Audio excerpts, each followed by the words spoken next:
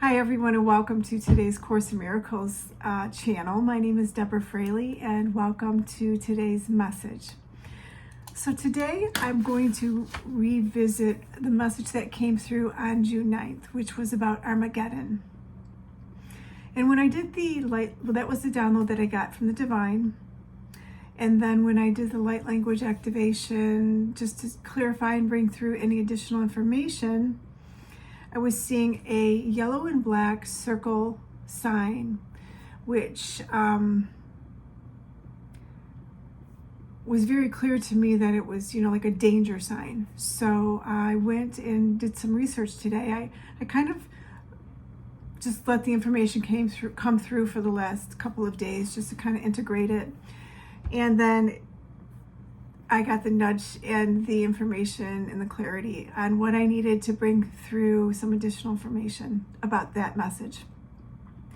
So when I looked back at, I did some research on that sign that I was seeing, and it was actually a yellow and black warning sign. And that sign is actually indicative of a radioactive, atomic energy, or a gamma radiation exposure sign. Those are the three. I mean, they're all they all are one and the same. Basically, it's some kind of a radiation type of exposure. That was the symbol that I was seeing on that sign. And if anyone has followed me in my during the Course in Miracles daily lessons that we did in the light language that I brought through back in April a download about gamma ray. And I was outside in the beginning of the year doing some spring cleanup, and I got a download about, I just heard gamma ray, and at the time I had no idea what that meant and what it referenced. So if you'd like to go and look at that video, it's lesson 310. It is on my YouTube channel, A Course in Miracles, lesson 310, and it also has a light language message along with that lesson. But I talk about gamma ray. So I'm just going to further clarify the message that I brought through on all of this, kind of tying in the previous message I got about gamma ray, the warning symbol that I saw, the sign with the atomic energy, gamma radiation exposure, radioactive exposure, and then Armageddon. I mean, they kind of, it's all just, it's like a domino effect. So first I'm going to go back and just briefly talk about what a gamma ray is. And the acronym for that is GRBs. If you're familiar with that term, probably is pretty commonplace in the astrophysics world in NASA. And a gamma ray burst are the brightest electromagnetic blasts known to occur in the universe, and can originate from the collapse of the most massive types of stars or from the collision of two neutron stars. It's like the Big Bang Theory. It's a supernovae, not a supernova. They're different. They are stellar explosions that it's like the biggest explosion you could possibly imagine. It's kind of like how the dinosaurs went extinct. I guess you could imagine, compare it to that type of explosion. So they say. I mean, I guess it's all in theory, but supernovae are stellar explosions that also can send harmful radiation hurtling towards the Earth. And both GRBs and supernova are usually observed in distant galaxies, and but they can pose a threat if they can occur closer to home. And so what are the chances of a gamma ray hitting Earth? Well, from the research that I did, not likely. I mean, there was one, it wasn't close, and it was like the kind of gamma ray burst that I'm talking about, where it could like be cataclysmic, like in an Armageddon end of times type of scenario. They're saying not likely. We have had a smaller gamma ray bursts in the atmosphere as far as earliest as I think in my channeling I did back in April, I think it was June of last year, maybe the year before, there was one spotted. I think it was in Belgiques. Excuse me. I'm not, every time I start channeling, my nose runs. So, but the kind of magnitude that of the information that I'm getting in is like warning, this something's going to be happening and we need to prepare for this. Certainly it's not to create fear, but it's to create awareness, and it's to be prepared, so I guess the next question that I would be interested in as a viewer would be, what happens, if a gamma ray did hit the Earth? What could we potentially be looking at? So normally the ozone layers in the upper atmosphere shield the Earth's surface from harmful UV rays. But a GRB or a supernova would quickly eviscerate that layer. And as the UV rays penetrate the planet's surface, they would break apart oxygen molecules, and ground level ozone would form. So then we see this kind of ozone on hot, polluted days when smog alerts warn us to stay indoors for health reasons. I mean, in the Philippines, they have it really bad there. When I visited there, I was overseas. You have to wear a mask to be outside. It's pretty bad. So, I mean, obviously that's, one thing that we would see is that, we're just going to be exposed to, the ozone layer is just going to, it's not going to be there to protect us like it would be normally.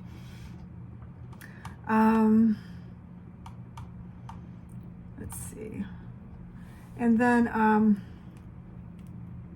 a GRB could happen over any latitude or time, but so there was they did an experiment. I think it was NASA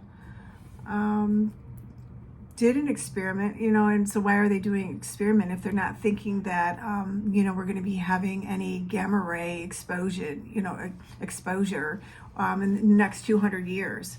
Why would we need to do an experiment to see what effects it could have on Earth? Question. I thought that was pretty interesting. I'm like, just food for thought. But there was one, and they did it specifically over the South Pole, and they found that they mainly wanted to look at very high depletion cases. And so when the radiation enters the atmosphere over a pole, the depletion is concentrated there instead of a spread around the globe. So it's a very concentrated type of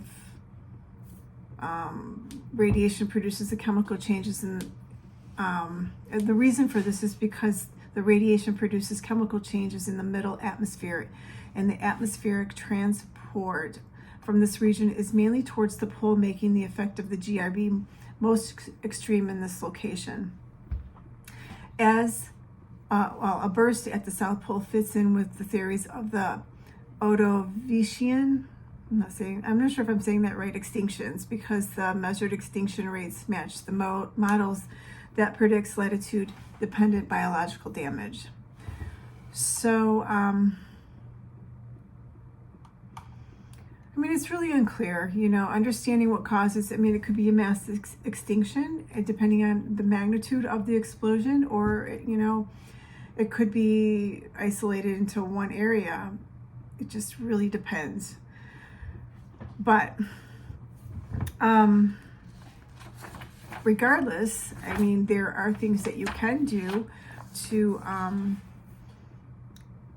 help shield yourself and prepare yourself for any type of cataclysmic, experience that we could potentially have it. But this is geared more towards exposure to like a gamma ray radiation is what I'm referring to.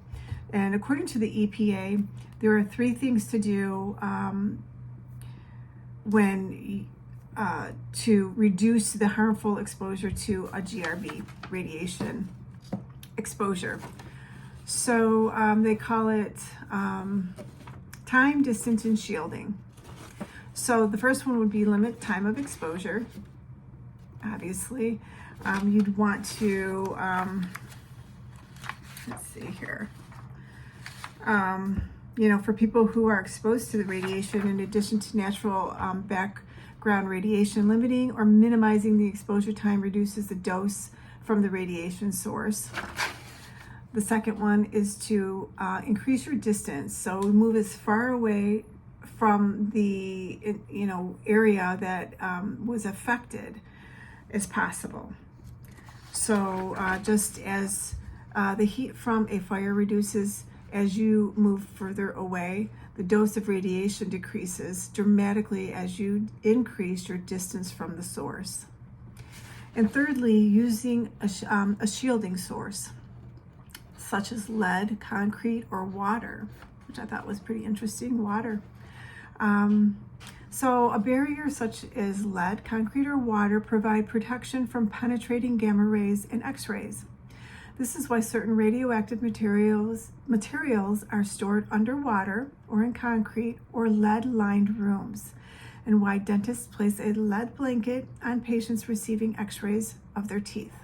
Therefore, inserting the proper shield between you and the radiation source will greatly reduce or eliminate the dose you receive. Now, I don't believe that is going to eliminate it, but it will reduce it. Certainly, I know, like, for example, like our X-ray technicians, they have to wear a certain device to monitor how much radiation they're getting exposed to when they're doing their X-raying. Even though they're wearing all the leaded shielding, they still get some exposure to it. So they can only have so much exposure before they meet a certain limit, and then they cannot have any more. So they have to have these measuring devices to determine how much they've been exposed to, and that could be something that you could also get, to monitor like how much exposure you've been, how much radiation you've been exposed to. And the other thing is, get inside, and stay tuned. Get your pets in, your family and your children in, and have food and water, sustainable things that you can eat for some time. Because obviously, with any kind of gamma ray exposure, it's going to affect the planet. Like the habitat, the trees and the plants certainly are going to be affected by that. So you're going to need to have forms of nutrition to get through that time. And but as far as, having just a safe place to stay in, keep all your doors and windows closed, take a shower or wipe off exposed parts of your body with a damp cloth, certainly. But obviously, just have bottled water and food in sealed containers. You want things sealed. You don't want to have anything exposed to the air. And, you might need a mask. I would think, if you did have to get outside for some reason, you'd want to have some kind of protective, like something to cover your face for breathing and exposure of that nature, and clothes.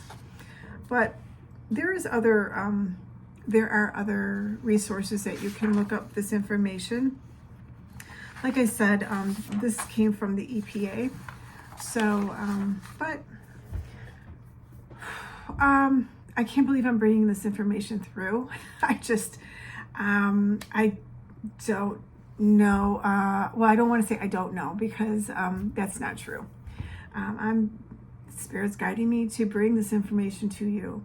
And I hope that we don't ever see this in our lifetime. But if we, if it does happen, then at least we know we have the knowledge and the ability to be prepared for something of this magnitude. And, knowledge is power. So, and like I said, this is not to create fear, it's just to create awareness and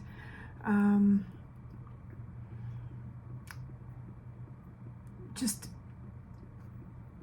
helping you be prepared if in case of an emergency, basically. So I just, that's all I have for today. And like I said, if I get any further downloads and information, I certainly will bring those to you.